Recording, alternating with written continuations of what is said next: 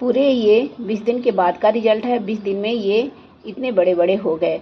तो ये है रेन लिली के, और इसके सीड्स को मैं 7 अगस्त को ग्रो की थी और आज है 27 अगस्त। तो पूरे 20 दिन बाद देखिए इसके रिजल्ट इतने बड़े बड़े हो गए, और देखिए कितने ज़्यादा जर्मिनेट हुए हैं। और अभी भी कुछ कुछ सीड्स अभी भी निकल ही रहे हैं, इसमें का दुका निकल ही रहे हैं। तो जो सीड्स नीचे थोड़े मिट्टी में दब गए होंगे ज़्यादा, तो वो अभी भी निकल ही रहे हैं। तो इस तरह से देखिए आप तुरंत हार्वेस्ट कर तुरंत ग्रो कर सकते हैं, और नेक्स्ट ईयर बहुत सारे रेन लिली के प्लांट्स आप तैयार कर सकते हैं। तो चलिए मैंने इसको कैसे ग्रो किया था, चलिए आइए वीडियो में मैं दिखाती हूँ।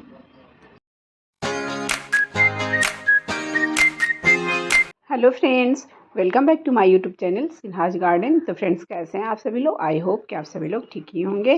तो ये है रेन लिली के सीड्स, और इसे मैंने कैसे ग्रो किया आगे मैं दिखाती हूँ। उसके पहले मैं दिखाती हूँ मेरे रेन लिली में कैसी फ्लावरिंग हो रही है। तो ये देखिए इस तरह से फ्लावरिंग हो रही है। तो ये लगभग 1 सप्ताह पहले ऐसे फ्लावरिंग हो रही थी, और अभी भी फ्लावरिंग हो रही है।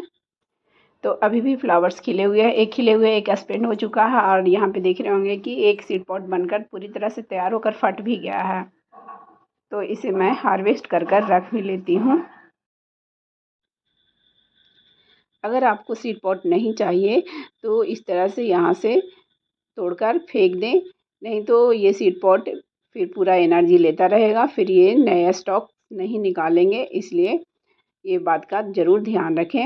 ये देखिए इसमें भी एक स्टॉक निकला हुआ है, और कल तक इसमें भी फ्लावरिंग हो जाएगी। तो इस तरह से जैसे ही बारिश होती है तो इसमें स्टॉक निकलते हैं, और फिर ये 2 दिन 3 दिन में फ्लावरिंग भी हो जाती है इसमें।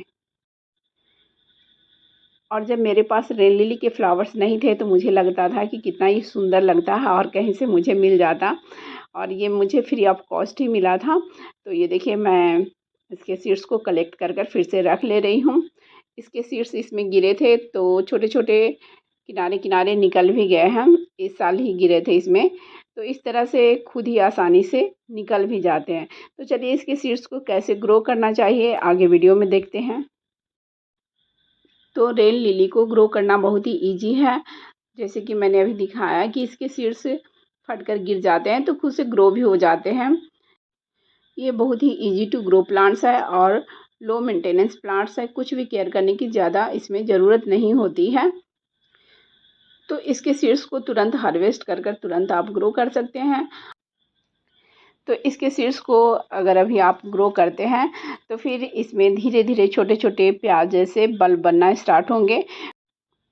फिर फरवरी मंथ में आप उन बल्ब्स को रिपोर्ट कर देंगे, जिस प्लांटर्स में आपको रखना होगा उसमें शिफ्ट कर देंगे। तो ग्रो करने के लिए मैंने कैसी सॉइल बनाई है, तो इसके लिए मैंने जो सॉइल बनाई है वो बिल्कुल भुरभुरी है। देख भी रहे होंगे कि ये बिल्कुल भुरभुरी है, सैंडी सॉइल नज़र आ रही होगी।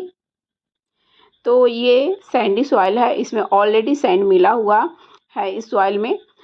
तो एक सॉइल होता है जो कि नॉर्मल होता है, लेकिन इसमें बहुत ज़्यादा सैंड की मात्रा है। तो इसमें मैं बस 20% इसमें सैंड मिलाई थी, और ये पहले से ही मिला हुआ था।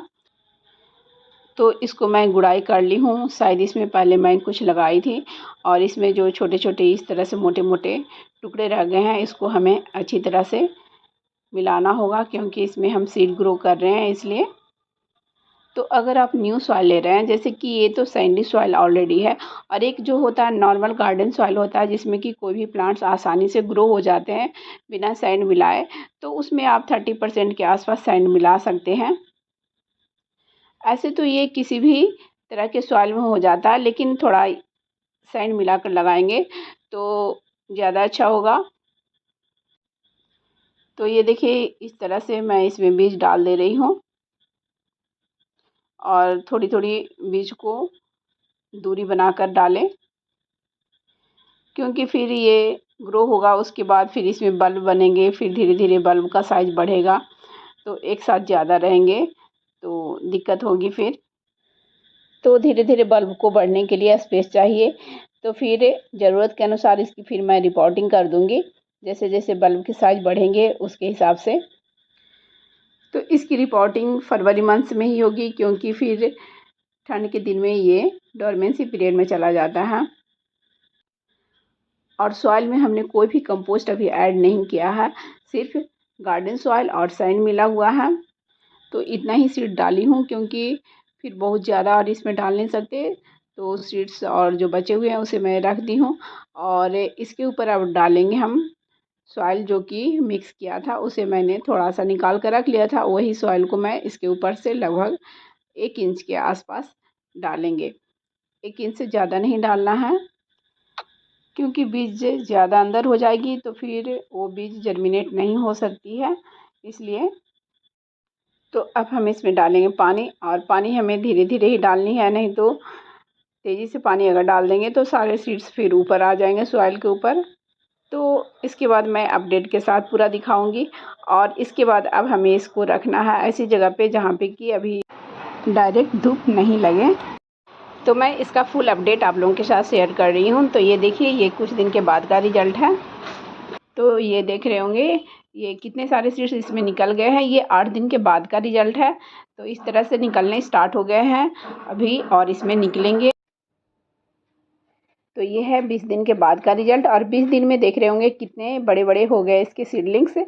तो आप चाहे तो इस तरह से आप भी ग्रो कर सकते हैं रेन लिली को। अगर यही चीज़ हमारे पास नहीं होती है तो हमें लगता है कि कहीं से हमें भी फ्री ऑफ कॉस्ट मिल जाता। तो यही चीज़ अगर हम नर्सरी से ख़रीदने जाते हैं तो हमें बहुत ही कॉस्टली मिलता है। तो हम घर पे ही इस तरह से बहुत सारे रेन लिली ग्रो कर सकते हैं, और अपने फ्रेंड्स को, अपने जाने पहचाने वालों को भी दे सकते हैं। तो मैं तो जो सीड्स बन रहे हैं उन्हें हार्वेस्ट कर कर रख रही हूँ, जिनको ज़रूरत होगी उनको मैं दूँगी। तो फ्रेंड्स, मेरी वीडियो अगर अच्छी लगी हो तो प्लीज़ मेरी वीडियो को लाइक करें, शेयर करें एंड कमेंट्स करें। और जो मेरी वीडियो पहली बार देख रहे हो तो प्लीज़ मेरे चैनल को पहले सब्सक्राइब कर लें, बेल आइकन्स को भी प्रेस कर दें, ताकि जब भी मैं अपनी न्यू वीडियो डालूँ तो उसकी नोटिफिकेशन आपको समय से मिल जाए।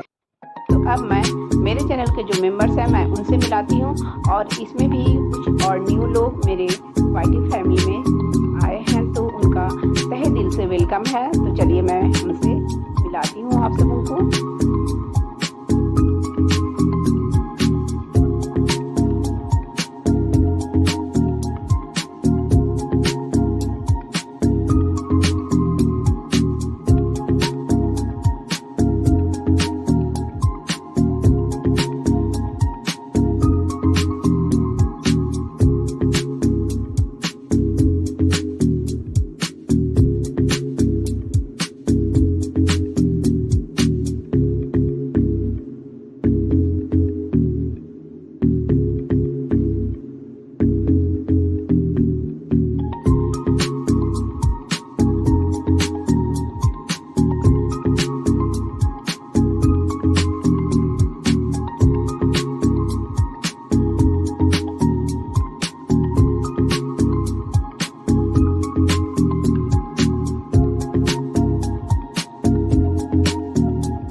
For watching.